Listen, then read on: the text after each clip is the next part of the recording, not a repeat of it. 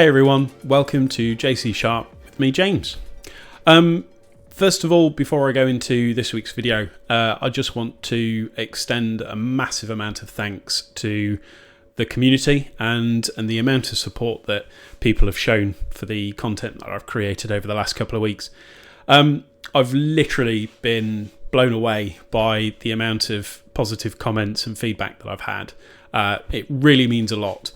Having said that, if there's anything people don't agree with, I would love for people to comment. I'm more than happy to take constructive stuff as well. So whether it's a positive or a constructive view on what I'm doing, please, reach out, get in touch.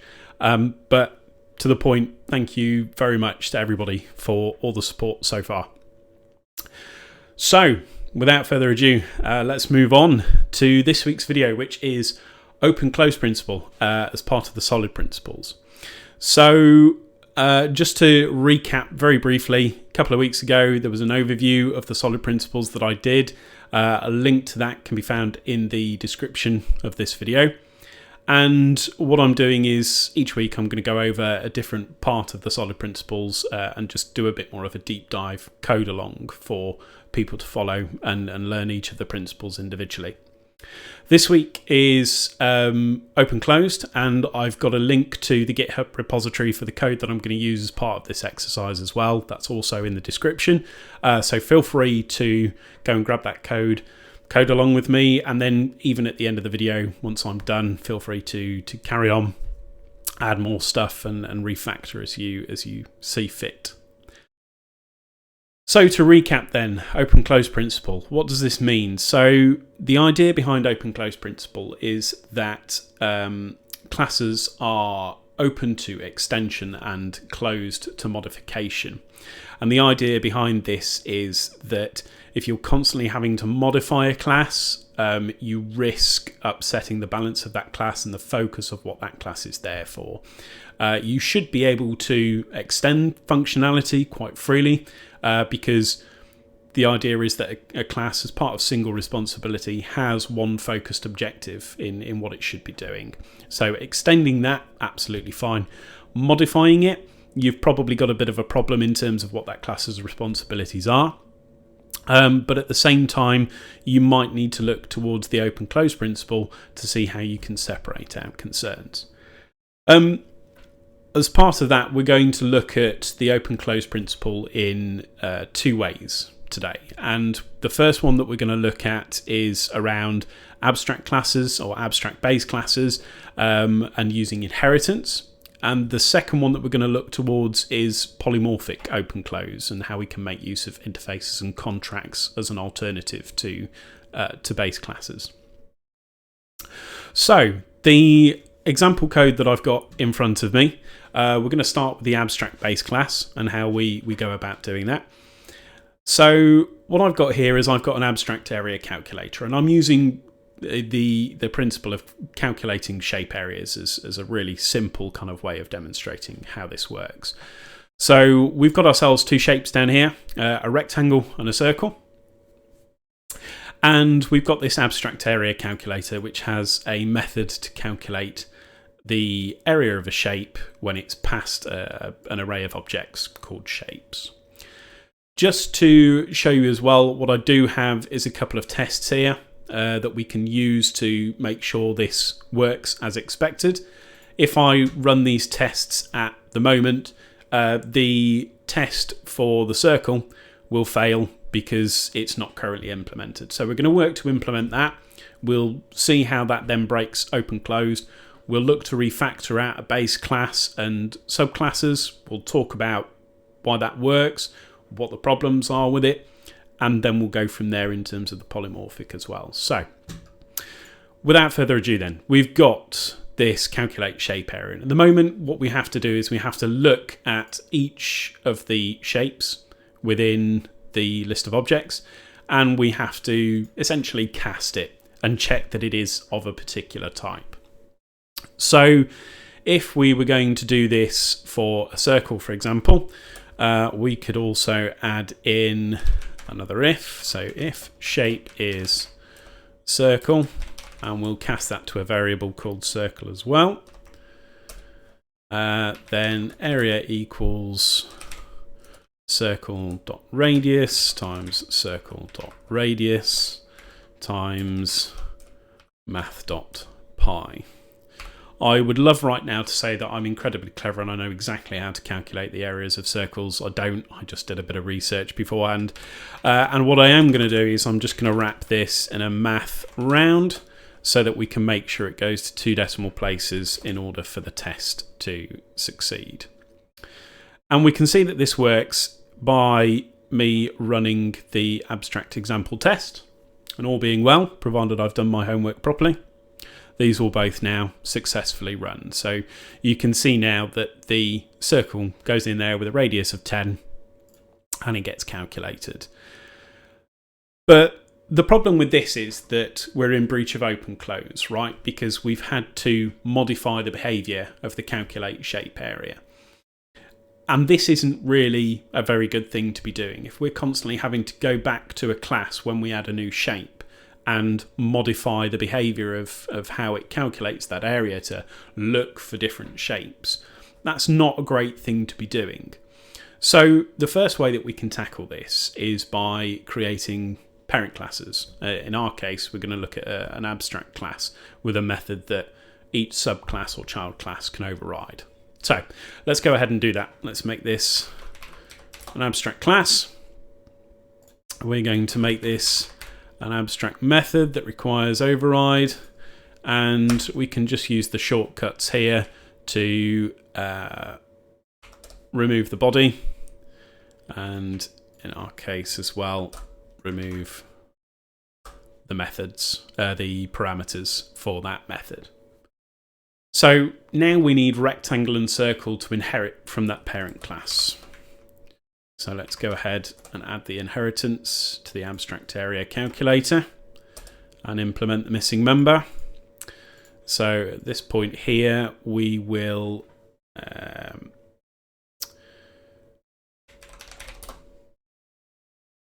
return width times height.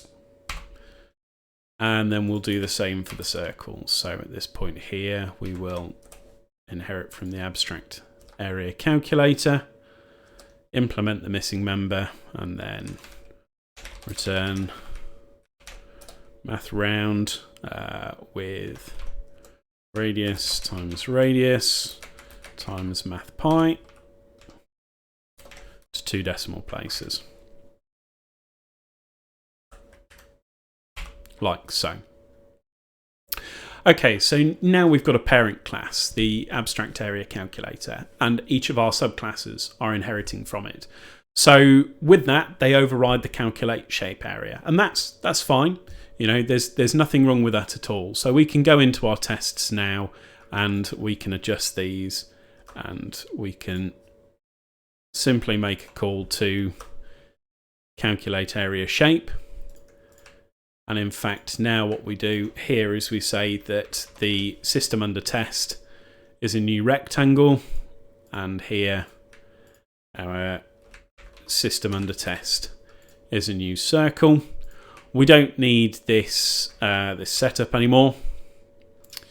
And then what we can do is we can go ahead and rerun those abstract examples, and they will run. So what we've got now is we've got this parent class with the child classes that inherit from it, and we can create those new classes and we can call that method, and it works fine. Now, the example that we've got here is genuinely very, very simple. It's likely that in the real world of IT, where classes are using inheritance, there is a lot more content in the parent class.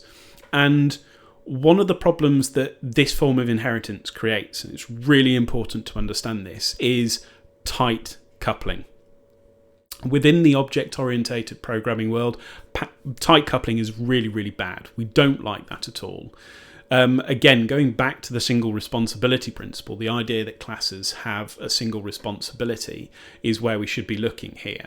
And when you have a parent class that ties loads of subclasses together, the problem that you've got is that if you modify the behavior in that parent class for anything, you risk impacting the subclasses or the child classes that inherit from it. And that's the problem that polymorphic open close solves. So let's have a quick look at polymorphic open close then. So again, we've got the same principle here. We've got the same area calculator with the same method, and we've got the same calculation that happens. We're not going to bother adding in the circle at this stage. What we're going to do is we're just going to simply change this. So polymorphism uses interfaces essentially as a contract that all inheriting classes should implement. And the idea is that the polymorphism removes this aspect of a parent class which causes the tight coupling, and just leaves it so that all other classes are completely separate and individual, but they still inherit from the same contract. And we use that contract then to determine what we're calling in terms of the methods, and then each implementation of that interface determines what actually happens. So let's do this. Let's go ahead and change this to an interface.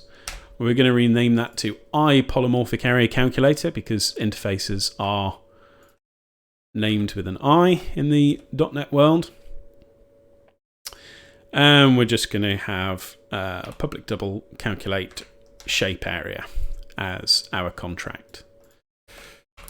So then rectangle is going to inherit from that interface and provide the override.